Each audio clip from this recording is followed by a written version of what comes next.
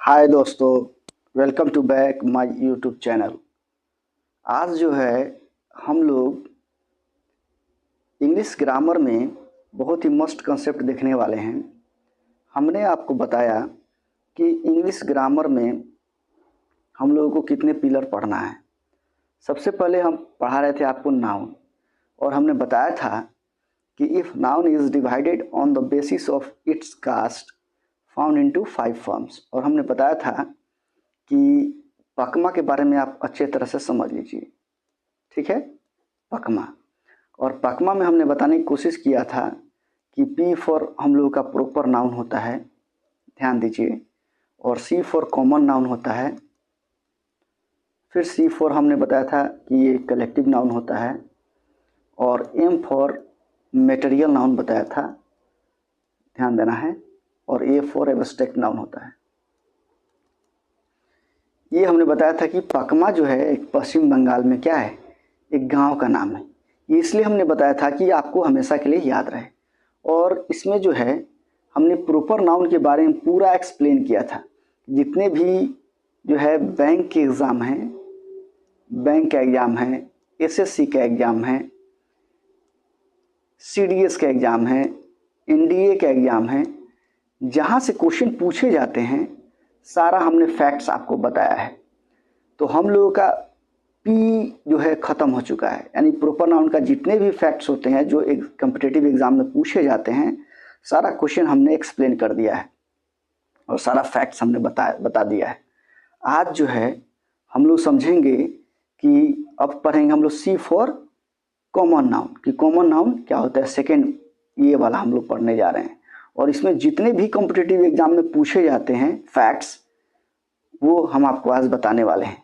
और केयरफुली हो कि देखिए, और मेरे चैनल को लाइक शेयर एंड सब्सक्राइब अवश्य करें और अंत तक बने रहें, तब जाके आपको कुछ जो है यहाँ से आपको बहुत कुछ मिलने वाला है। तो चलिए हम लोग स्टार्ट करते हैं, इसको हम लोग मिटाते हैं। और आज हम लोग पढ़ने वाले हैं सी फॉर कॉमन नाउन। ध्यान देना है, क्या सी फॉर कॉमन नाउन। तो सबसे पहले हम लोग डेफिनेशन देखेंगे कि आखिर डेफिनेशन इसका क्या होता है, कॉमन नाउन का। ध्यान से समझना है। A common noun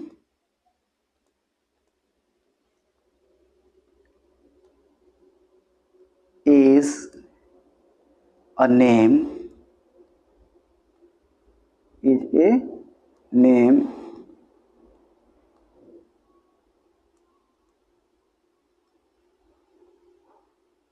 given commonly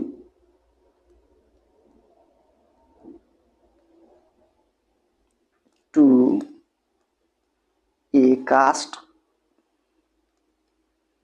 or community.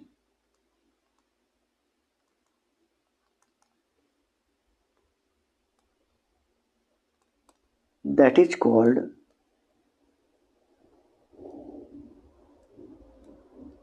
common noun.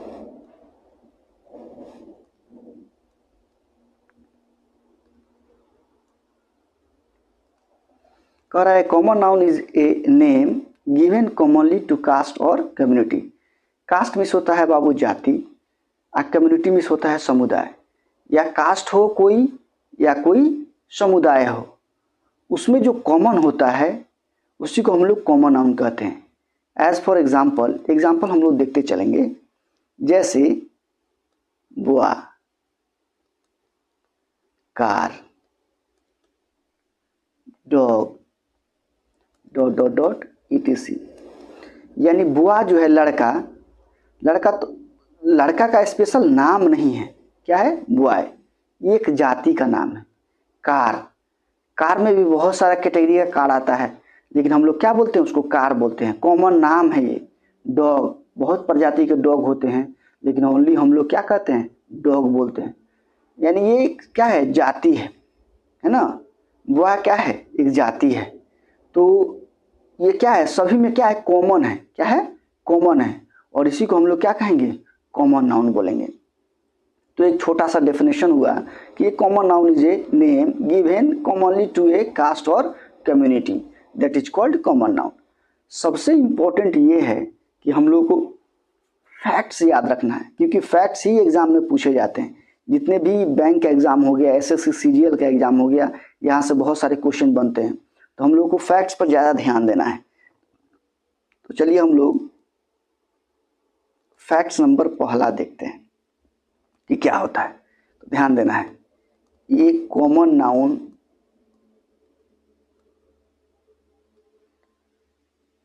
Is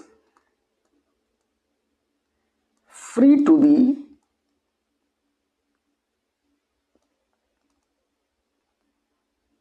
singular and plural.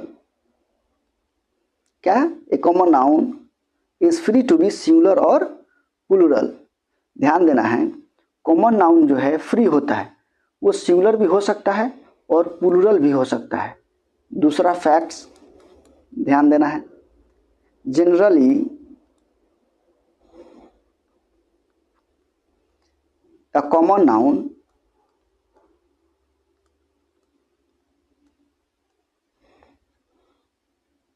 singular number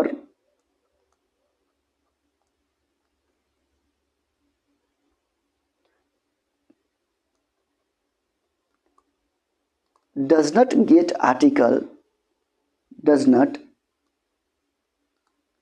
come without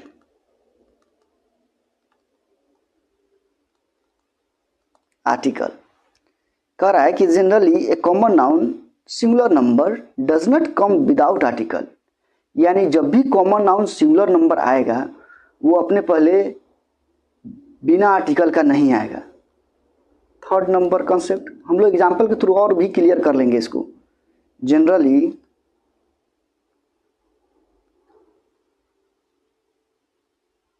article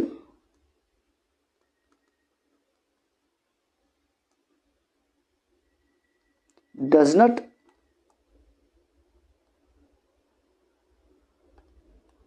पर करते हैं, generally article does not come before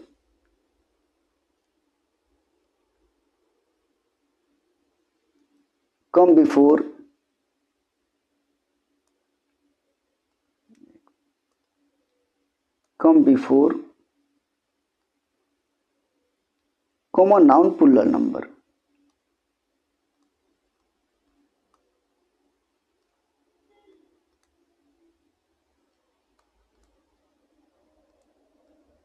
यानी कह रहा है यहाँ 3 पॉइंट है, कह रहा है कि common noun is free to be singular और प्लूरल, यानी कहीं भी कॉमन नाउन अगर आपको मिलेगा ना वो हमेशा फ्री होता है। क्या? सिंगुलर भी हो सकता है, प्लूरल भी हो सकता है। लेकिन ये पॉइंट ध्यान से देखिए, कह रहा है जनरली यानी साधारणतः प्रायः कॉमन नाउन सिंगुलर नंबर, जब कॉमन नाउन सिंगुलर नंबर होगा does not come without article, यानी कॉमन नाउन सिंगुलर नंबर होगा तो बिना आर्टिकल का वो प्रयोग नहीं होगा। यहाँ थर्ड नंबर फैक्ट्स में कह रहा है कि generally article does not come before common noun plural number, यानी कॉमन नाउन प्लूरल नंबर होगा ना तो अपने पहले आर्टिकल का प्रयोग कभी नहीं करेगा। तो यहाँ ध्यान दीजिए, एग्जाम्पल के फॉर्म में हम लोग देखने की कोशिश कर रहे हैं। फर्स्ट नंबर एग्जाम्पल ध्यान दीजिएगा, ए बॉयज आर ऑनेस्ट, और दूसरा एग्जाम्पल देखिए, बॉयज आर ऑनेस्ट। ध्यान से समझिए, कह रहा है कि ये बॉयज आर ऑनेस्ट। अब देखिए बॉयज जो है यहाँ क्या कर रहा है, a common noun is free to be singular और प्लूरल। कॉमन नाउन सिंगुलर भी हो सकता है, प्लूरल भी हो सकता है, फ्री है वो। बट सेकेंड नंबर देखिए, generally A common noun singular number does not come without article. देखिए ये सिंगुलर नंबर थोड़ी है बॉय, ये है आपका प्लूरल नंबर। क्या है? Plural number. यहाँ ध्यान दीजिए, ये प्लूरल नंबर है, और जब भी प्लूरल नंबर होता है ध्यान देना है वो अपने पहले आर्टिकल का प्रयोग नहीं करता है। यहाँ थर्ड नंबर में बता रहा है generally article does not come before common noun plural number, यानी कॉमन नाउन प्लूरल नंबर होगा तो अपने पहले आर्टिकल का प्रयोग कभी नहीं करेगा। यहाँ ध्यान दीजिए, वहाँ फैक्ट्स में बोल रहा है थर्ड नंबर में, तो इसलिए ये क्या हो जाएगा, रॉन्ग हो जाएगा। और यहाँ देखिए बॉयज आर ऑनेस्ट, ये देखिए ये क्या है, कॉमन नाउन प्लूरल नंबर है। क्या? कॉमन नाउन प्लूरल नंबर है, कॉमन नाउन प्लूरल नंबर है। और जब कॉमन नाउन प्लूरल नंबर होगा वो जो है क्या होता है, प्लूरल होता है, और वर्ब भी क्या लेता है, प्लूरल लेता है।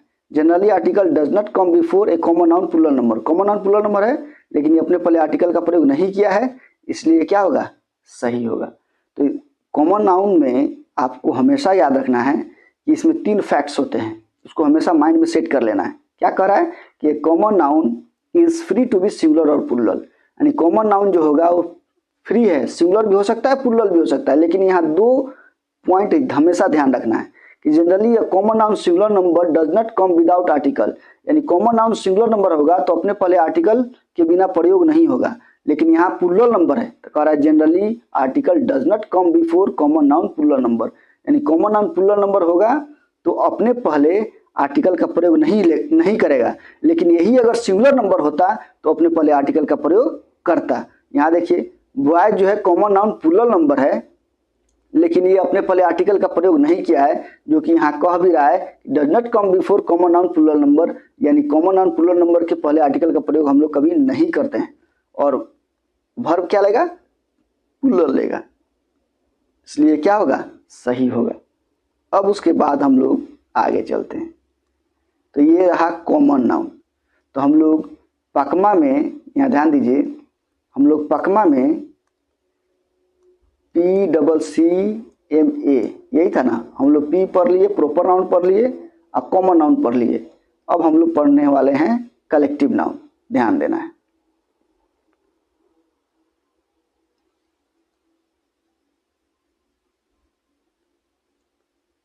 ध्यान देना है। अब हम लोग पढ़ने वाले हैं C फॉर कलेक्टिव नाउन।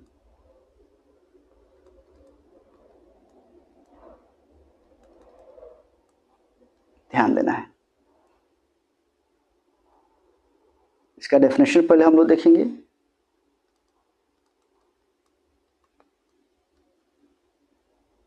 एक कलेक्टिव नाउन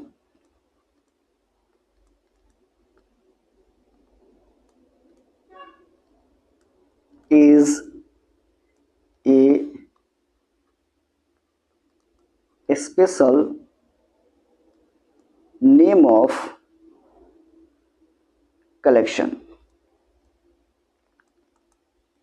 क्या कह रहा है, एक collective noun is A special name of collection, यानी कलेक्शन के नेम को ही हम लोग क्या कहते हैं, कलेक्टिव नाउन कहते हैं, स्पेशल नेम ऑफ कलेक्शन।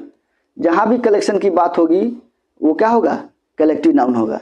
जैसे एग्जाम्पल के फॉर्म में हम लोग देखते हैं, जैसे पीपुल,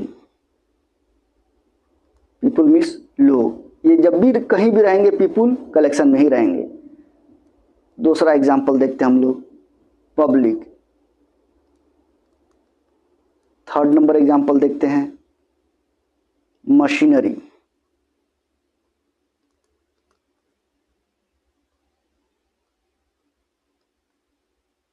फोर्थ नंबर एग्जाम्पल देखते हैं, jury, dot dot dot it. यानी पीपुल होगा हमेशा कलेक्शन में रहेगा, पब्लिक होगा हमेशा कलेक्शन में होगा, मशीनरी होगा वो भी कलेक्शन में रहेगा, और जूरी, जूरी ये भी क्या होगा, हमेशा कलेक्शन में रहेगा। क्योंकि जूरी मीन्स होता है पंच, और पंच जो भी पंचायती गाँव में होता है वो अकेले नहीं होता है, जूरी में होता है, यानी पंच में होता है। तो चलिए हम लोग समझ गए इसको, कलेक्टिव नाउन को। अब कलेक्टिव नाउन को हम लोग देखेंगे।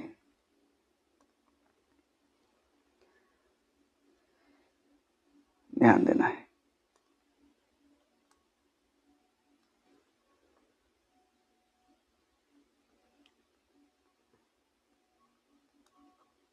Collective noun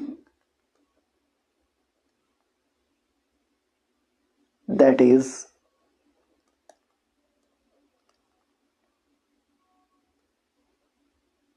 also a part of noun is divided into 3 parts।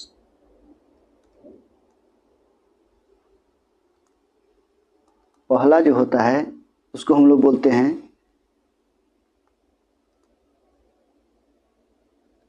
Generalising collective noun. दूसरा जो होता है ग्रुप कलेक्टिव नाउन। और तीसरा जो होता है डिस्ट्रीब्यूटिव